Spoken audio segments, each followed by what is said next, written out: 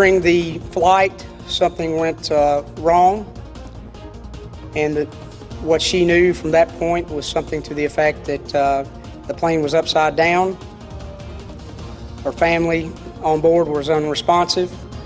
Tonight, officials are marveling at a 7-year-old's survival skills after she walked away from this plane crash that killed her family, all in an effort to find help. Now, we are learning new details and getting a better view of that deadly crash that happened in Kentucky Friday night. Today, NTSB officials arrived on the scene to begin their investigation, all as the nation has taken notice of that 7-year-old girl's courageous act to try to save her family. Chris Conti has more from Lyon County, Kentucky. Investigators have begun the painfully slow process of removing every piece of that plane from the woods behind me here.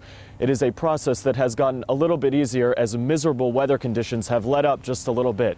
And at a press conference earlier today, an NTS spokeswoman called the little girl who managed to survive remarkable. Visibility, even for us on the ground, was a little difficult. You could call it fate or chance or an accident. There was evidence to me that indicated that they were possibly bracing for a crash landing. But officials are calling what happened after this twin-engine Piper crashed a miracle. They had been visiting a family member in the Key West area. If you have any other questions, we'll be here. Lieutenant Brent White was the second person to speak with 7-year-old Sailor Gutzler, whose mom, dad, sister, and cousin had all just died when their plane went down. Do you think she realized the magnitude of what had happened? I think so, because she indicated to us that she believed that her family was deceased, but that she hoped that they were just sleeping. Sky 5 gives you a better perspective of where the plane slammed into the ground in a remote wooded area near Lake Barkley.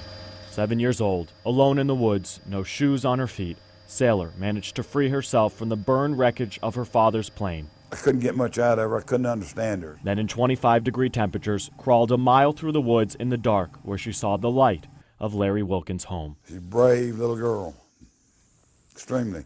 There was a small fire at the site of the crash.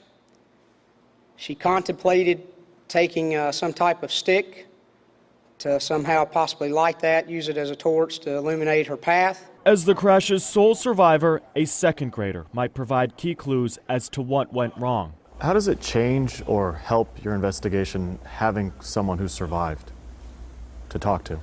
Having someone that is a witness always helps us in the investigation. It gives us kind of a storyline, and it's helpful in any situation. You could call it fate or chance or an accident, but how a 7-year-old walked away from all this, as officials calling it a miracle. I was literally just struck by how calm that she was able to, and the ability for her to give us information.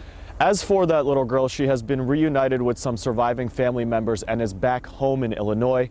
NTSB officials say a preliminary investigation should be done in the next 10 days. In Cuttawa, Kentucky this evening, Chris Conti, News Channel 5 HD. The Gutzler family's love of flying is clear to see in their furniture store in Nashville, Illinois. Toy planes and teddy bears hang from the ceiling inside the shop that's been family run since the 1960s. All this weekend, friends have been stopping by that store to remember the family. Flying. I mean, you didn't have a conversation with Marty without him talking about flying. Friends say Marty, who was flying the plane, was a seasoned pilot, and the Gutzler's death's a great loss to the community. Sailor is now with relatives who have asked for privacy. A fund has been set up to help with the emotional, physical, and educational support she'll need in the years to come. We put a link to that fund on our website at newschannel5.com.